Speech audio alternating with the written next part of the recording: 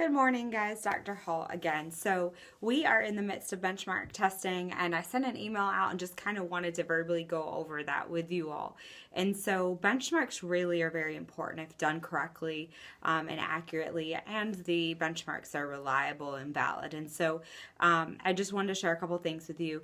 When we met with our district testing person recently, I did ask if they had done a correlational study to determine if our benchmarks were, seemed reliable or not. She said there, I believe she said there was it came back like 0.8, which is very good. The closer to 1 that you are with an assessment, the more reliable it is. 0.6 or above is usually you're good to go.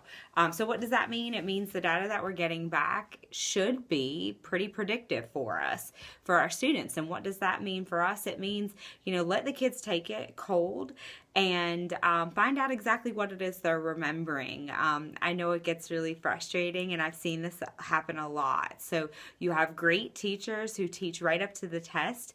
They don't leave any room for review, and their students don't perform well. And I've seen very ineffective teachers who don't teach, through the year and spend a lot of time reviewing at the end, and they have very good scores come back. So I really stress that you use this predictive testing to help drive your instruction, number one, drive your interventions, to drive your remediation, to drive your enrichment.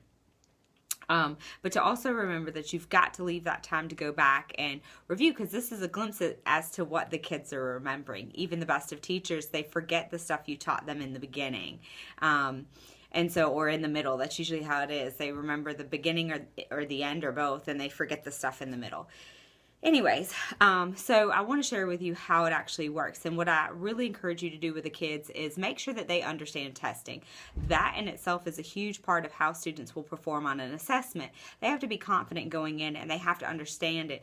If you were to give a kid the SAT or the ACT and they had never taken it before, had never done a mock-up, and they get in there and they're like, what? It's timed? What am I being tested on? They're going to panic, and they're not going to be prepared. They're not going to do their best. And so some of the things that I think you really should share with the students is that it is scaled. And what does scaled mean? That means that there is a value, a p-value given to every question. And so every question is not going to be weighted equally, and you don't know which ones will weight heavier or less heavy. It comes back based on student performance. And so basically, if everybody in South Carolina did very poorly, everyone answered number 1 wrong, clearly that's not a good assessment, because someone should have been able to answer it correctly.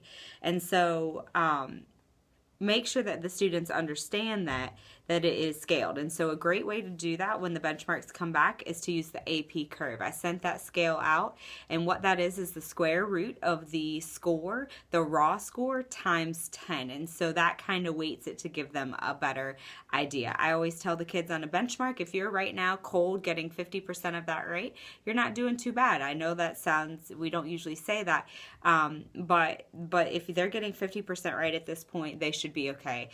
They should be at approaches or met for SC Ready or SC Pass. And so make sure that you go through those things, because also there are going to be things on a test that they don't recognize. And so what we don't want them to do is get to that thing that, the test makers have made, that question, and they think, oh my gosh, my teacher never taught me this.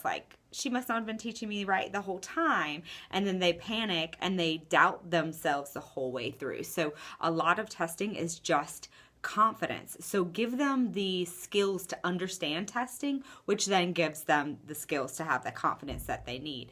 I know I'm a wackadoodle. I say that all the time, but I can remember from being just a little kid, like middle school, and I would say to myself positive affirmations before every test. I can remember in college too, I would tell myself, you know all the answers are within you, you know this, you have this, you know everything, stay calm. And I would give myself that confidence before going into an assessment.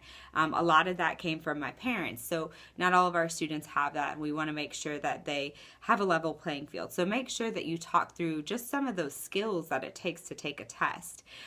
We'll talk more about how to use the benchmarks because we don't want to devastate kids with them. We don't want to put too much emphasis on them because it is just a check